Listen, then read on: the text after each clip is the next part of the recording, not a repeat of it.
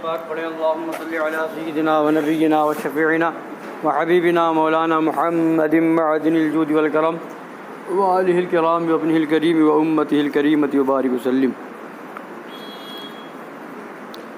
کل جو آپ نے سماعت فرمایا اس کے آگے فرماتے ہیں الطاف حسین حالی نے ایک مسدس لکھا جس کا نام مد و جزر اسلام رکھا۔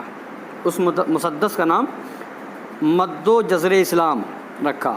نیچری لیڈروں صلح کلی واعظوں نے اس کی اشاعت میں ایڑی چوٹی کے زور لگا دیے۔ اس اپنی مسدس مطبوع بال کشن پریس آگرہ کے دیپاچے میں کے صفحہ 3 و 4 پر اپنے نیچری شاعر بن جانے کا سبب ان لفظوں میں لکھا ہے کہ نیچری کیسے بنا، وہ پورا لکھا ہے۔ لکھتا ہے الطاف حسین حالی کہ 20 برس کی عمر سے 40ویں سال تک تیلی کے بیل کی طرح اسی ایک چکر میں پھرتے رہے اور اپنے نزدیک سارا جہاں طے کر چکے۔ جب آنکھیں کھلیں تو معلوم ہوا کہ جہاں سے چلے تھے اب تک وہیں ہیں۔ شکست رنگ شباب و ہنوز رعنائی، دراں دیار کے زادی ہنوز آ جائی۔ نگاہ اٹھا کر دیکھا تو دائیں بائیں آگے پیچھے ایک میدان وسیع نظر آیا جس میں بے شمار راہیں چاروں طرف کھلی ہوئی تھیں اور خیال کے لیے کہیں عرصہ تنگ نہ تھا۔ جی میں آیا کہ قدم آگے بڑھائیں اور اس میدان کی سیر کریں، مگر جو قدم 20 برس تک ایک چال سے دوسری چال نہ چلے ہوں اور جن کی دوڑ 2 گز زمین میں محدود رہی ہو، ان سے اس میدان میں کام لینا آسان نہ تھا۔ اس کے سوا 20 برس کی بیکار اور نکمی گردش میں ہاتھ پاؤں چور ہو گئے تھے اور طاقت رفتار جواب دے چکی تھی، لیکن پاؤں میں چکر تھا، اس لیے نچلا بیٹھنا بھی دشوار تھا۔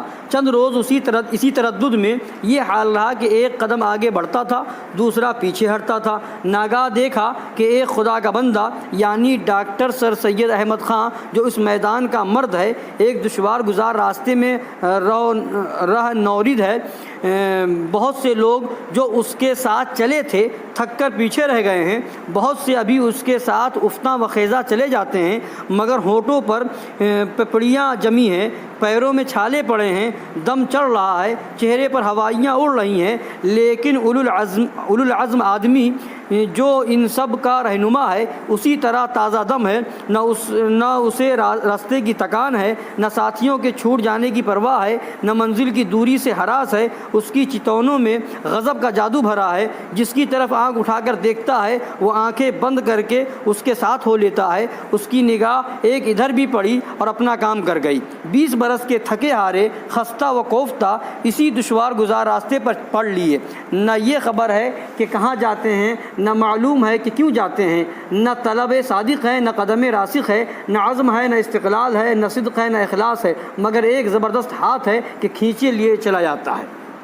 یہ بات تھی حالی کی۔ وہ لکھتا ہے مطلب اس کا یہ ہوا کہ 20 برس کی عمر سے 40 برس کی عمر تک مجھے کچھ نہیں آیا، یعنی دین اسلام جو کچھ پڑھا تھوڑا بہت تو وہ بھی کہنے لگا وہ تیلی کے بیل کی طرح چکر لگاتا رہا اور آگے نہیں بڑھ پایا، اور سر سید جو علی گڑھ والا تھا اس کی وجہ سے وہ آگے بڑھ گیا۔ اب لکھتا ہے اب آگے فرماتے ہیں حالی نے اپنی اس عبارت میں یہاں سر سید کی چتونوں میں صرف غضب کا جادو ہی بھرا ہوا بتایا سر سید کے لیے، لیکن شبلی اعظم گڑھی نے تو اسے جلوہ نمائے سحر و اعجاز ٹھہرایا، یعنی شبلی کے دھرم میں سید احمد جادوگر بھی تھا اور معجزے بھی دکھاتا تھا، اور مگر شبلی و حالی دونوں کے اقوال سے اتنا ضرور ثابت ہو گیا کہ ان دونوں کو گمراہ و بے دین بنانے والی، ان دونوں کے دین و ایمان کو مٹانے والی وہی سید احمد خان کولی علی گڑھی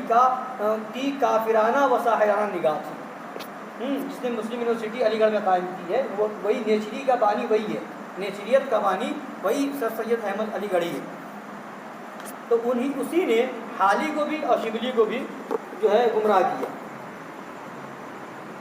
اچھا، سچ فرمایا ہمارے آقا و مولا صلی اللہ تعالی علیہ وآلہ وسلم نے کہ ایاکم و ایاہم لا یضلونکم ولا یفتنونکم، یعنی بد مذہبوں سے دور رہو، ان کو اپنے سے دور رکھو، کہیں وہ تم کو گمراہ نہ کر دیں، وہ تم کو فتنے میں مبتلا نہ کر دیں۔ والعیاذ باللہ تعالی۔ آخر کیا ہوا؟ حالی بھی کس کی؟ ایک بد مذہب بد دین کی کافر کی صحبت سر سید علی گڑھی کی صحبت پایا تو وہ بھی اسی راہ پہ چل گیا، شبلی علی گڑھی نے بھی اسی کی صحبت اختیار کی تو اس کا بھی وہی حال ہو گیا۔ تو اسی لیے فرمایا آقا صلی اللہ علیہ وسلم نے کہ بد مذہبوں بد دینوں سے اپنے آپ کو بھی دور رکھو اور ان لوگوں کو اپنے سے بھی دور رکھو، کہیں ایسا نہ ہو کہ تمہیں گمراہ کر دیں، کہیں ایسا نہ ہو کہ تمہیں فتنے میں ڈال دیں۔ فرماتے ہیں ہم اس وقت اسی مسدس حالی کے چند بند پیش کر کے مسلمانوں کے سامنے اس کی نیچریت بے نقاب کرتے ہیں۔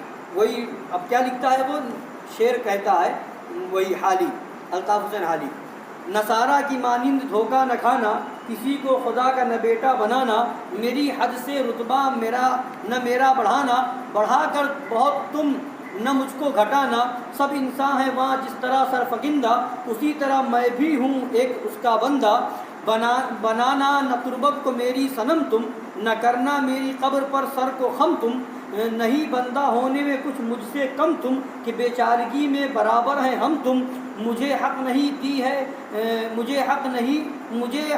دی ہے بس اتنی بزرگی، کہ بندہ بھی ہوں اس کا اور ایلچی بھی۔ یعنی یہ معاذ اللہ منسوب کر رہا ہے سرکار کی طرف کہ سرکار ایسا فرما رہے ہیں اور شعر بنا کے ڈال رہا ہے۔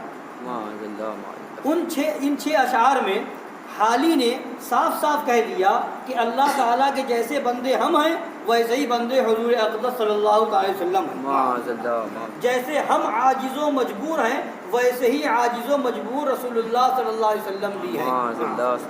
حضور اقدس صلی اللہ تعالی علیہ وآلہ وسلم کو صرف اتنی ہی بزرگی حاصل ہے کہ اللہ تعالیٰ کے بندے بھی ہیں اور اس کے ایلچی بھی ہیں، معاذ اللہ۔ یہ کفریات ملعونہ تو وہی ہیں جو امام الوہابیہ اسماعیل دہلوی نے اپنی ناپاک کتاب تقویۃ الایمان میں بکے۔